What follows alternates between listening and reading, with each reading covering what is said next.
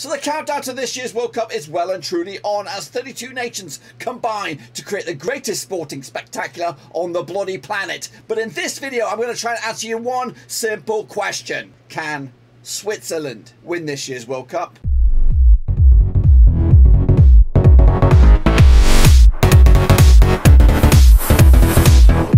That's right, folks, back once again with another World Cup summary video. That's right, where we're going to try and answer one simple question. Can this nation actually go out and win the World Cup out in Qatar? We'll take a look at it, all of it, in a second. Of course, if you're new, where you been, smash your subscribe button, bang it, all things World Cup related, Papa Rovers related, world football itself related. We got it all here, boys, under one roof. Of course, the countdown is well and truly on, with the tournament set to kick off in November 2022, of course. But what's going to happen this coming World Cup? We'll take a look at all of it in a second. Of course, big shout out to my VIPs. They are the patrons, of course. And if you are interested in helping out the channel in another way, check out the links down below. I'm on Twitter, I'm on Twitch, I'm on Patreon, and of course there's a Discord in there. So get in amongst it and let's get chatting. Let's take a look at the Swiss then, shall we? Of course, coming at you over in Qatar 2022. One of the European dark horses, I'd imagine, in this year's World Cup, and a team you don't want to face in the latter stages. But let's take a look at how the Swiss got here. Of course, they qualify as Group C winners, and what a group that was, as you can see from at the bottom of the screen there. They qualified on the 15th of November 2021, the 12th tournament as a whole for Switzerland. The last was in 2018 in Russia, so their 5th tournament in succession, with their best quarterfinal berth in 34, 38 and 1954.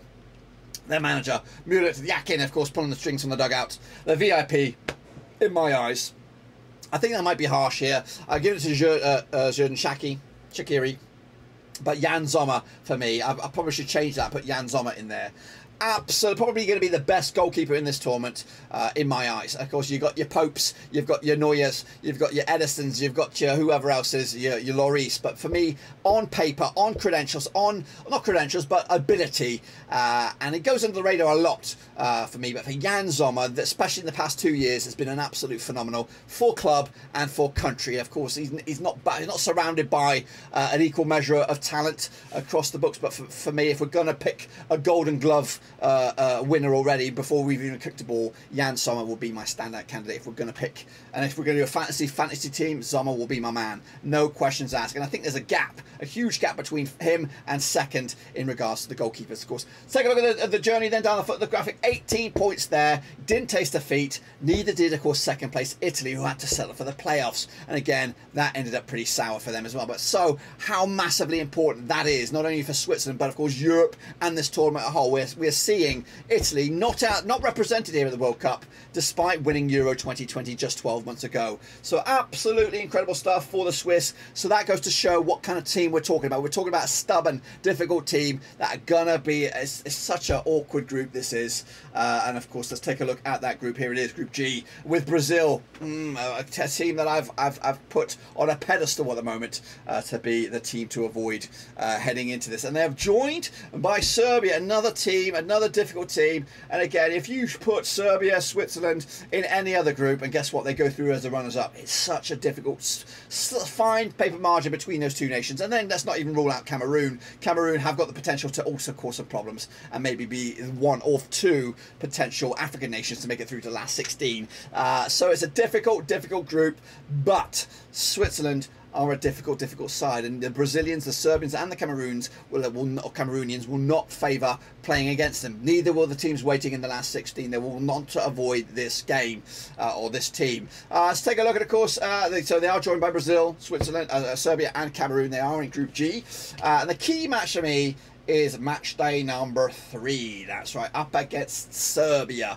But of course, they have to still be in that tournament by match number 3. So they kick it off against Cameroon. All eyes will be on that game, of course, on the 24th of November. Early kickoff. We should hopefully have a watch along for that game, so make sure you join me as we watch the Swiss take on the Cameroonians. And of course, we'll try and cover each and every one of the games at the World Cup in one way or another. So yeah, Swiss against Cameroon must. Again, all games are must win. But that's pretty much just as important, that game against Cameroon, because the Brazilian one is a free hit. You're probably not going to get anything out of that game. You might be able to squeeze a draw out of Brazil if they catch them on a bad day. So, but for me, I'm as trying to look at this from a Swiss point of view, I'm trying to ignore that Brazil game. I'm trying to imagine we're not getting any points out of that.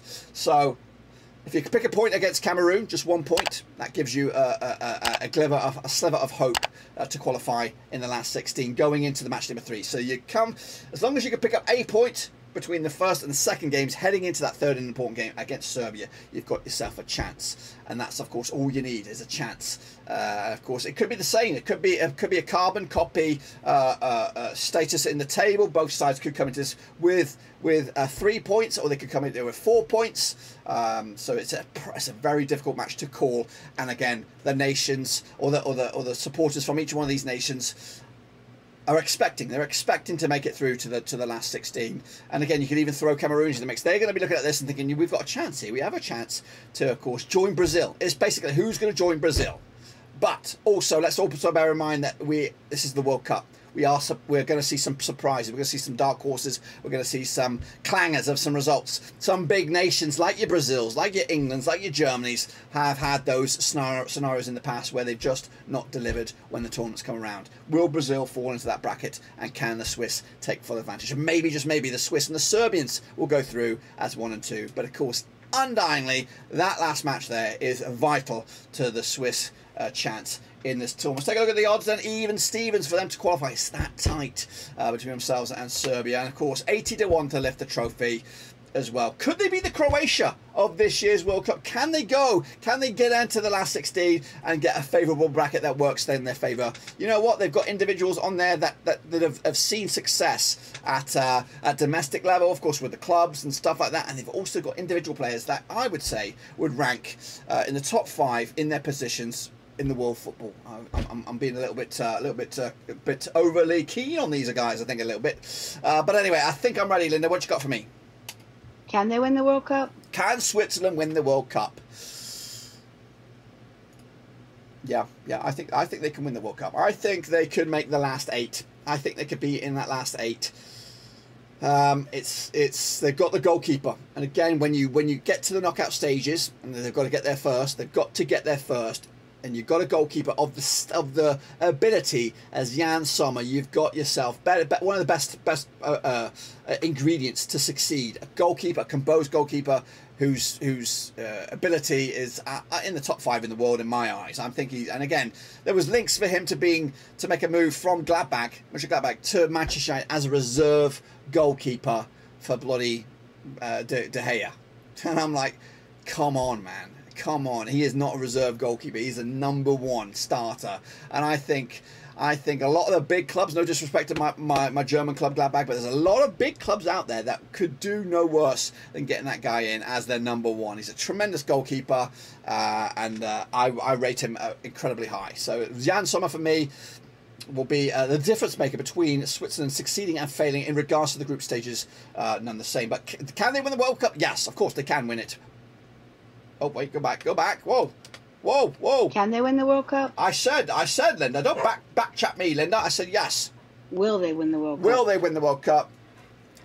Well, Luna's on the case. She's got the vuvuzelas out. Unfortunately, they will not win the World Cup. The goalkeeper will prove to be a difference maker between success and failure in the group stages, but it will not be the difference maker in the latter stages, of course. I see them being contenders of a quarter-final potentially, but I think finishing as runners-up in this group will probably hurt them as they'll be locked up against another juggernaut, none the same. So I think they'll probably lose to Brazil in this group, and they'll lose to another juggernaut in the last 16. So I'm going last 16 for the Swiss if I'm going to be a betting man, but let's enjoy them while they're here. There you have it, folks. There you bloody have it. A short, sharp take on this nation's chances out in Qatar 2022. What do you expect this country will do in this year's tournament? Do you think they'll get out of the group stages, or do you think they'll go deep into the competition itself? Let me know your opinion down below. And of course, we'll look forward to non-stop coverage right here at Blackburn Overseas. We're going to have, of course, predictions, previews, reviews, reactions, and of course, reactions from real fans themselves, of course. So that's all to look forward to